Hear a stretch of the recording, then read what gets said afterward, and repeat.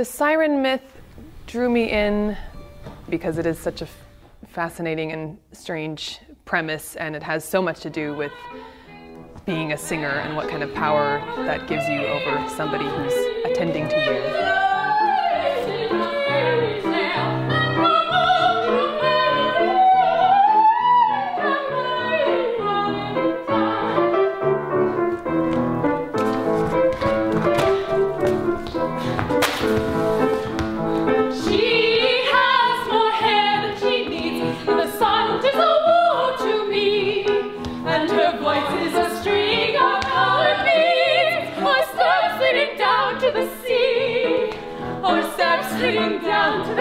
Myths are really these kinds of empty forms that accommodate a lot of different things and are constantly being refilled according to who's on the earth at that time. And it just made me wonder what it would be like to be in that position of not having a stable identity and trying to pin down something that is essentially, by its own nature, not to be pinned down.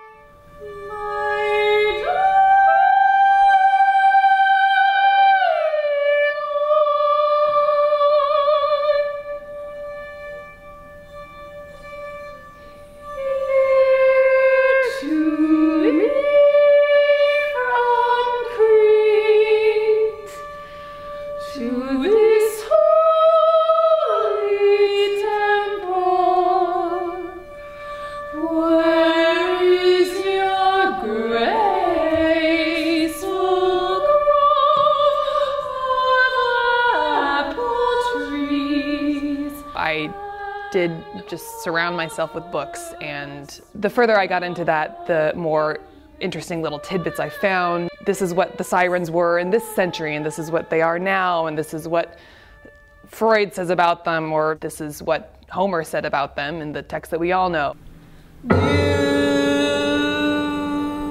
Hither come. What they're singing, what they're offering is knowledge, which is very appealing to someone like Odysseus. That sort of transforms into time, into, well, they're just beautiful mermaids lying on the beach and they're offering pleasure. Odysseus. There's a lot of interesting information about the sirens versus the muses.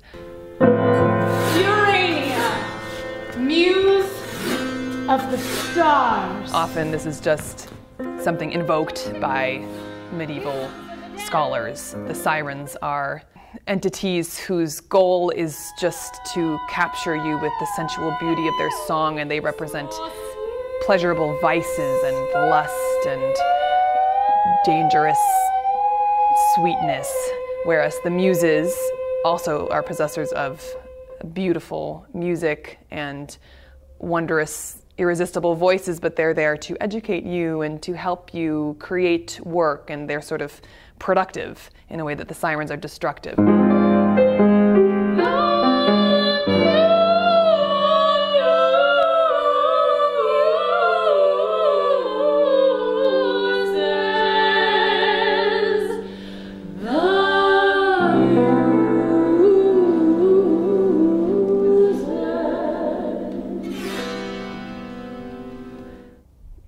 We depend on these stories and they tell us something, but we don't really exactly know what they mean, and that's a really interesting thing to explore.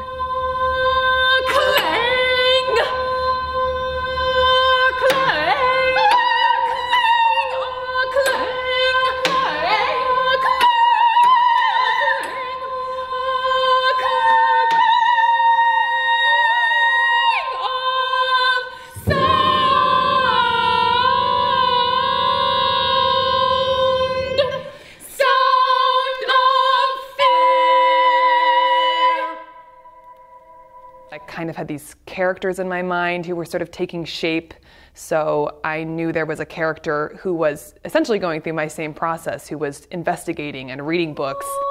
There's a third component to the voice, in addition to logos and phonos. My character is named Polyxo. Muthos, the language of myth. I bid you sing of Aganthus taking up your lyre. Muthos signifies a kind of formulated speech, the way to weave a spell, the way to tell a story, to cant, to hex. She is the siren who is really trying to get off the island and trying to figure out if this is possible. And Surely, she thinks, there must be a way, and she has decided that the way to discover this is to read and research. Pytho is sort of her kind of younger sister siren. They sailed past. She is thrilled and content to be a siren. That's funny. She can't conceive of any other way. I mean, isn't it strange? Because she doesn't really have the mental apparatus to understand the past or the future or the present. She's sensual and beguiling and is genuinely in love with all of the sailors when they wash up dead and quickly gets over it. Don't you want to understand? And then the third siren, Phano, is the most classical siren, a sphinx, a kind of terrifying figure who doesn't communicate in any recognizably human way, and just was kind of present for us to realize that essentially any interpretation of the sirens is just gonna come from somebody's imagination. Your ship.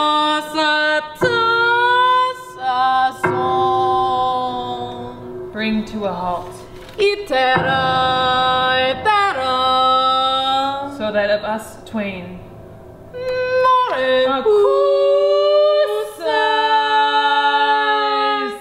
And the three sirens are in an evolutionary process. So Phano is the endpoint. That's what a siren is, something blank that can be imprinted that doesn't give us anything of its own inner mind.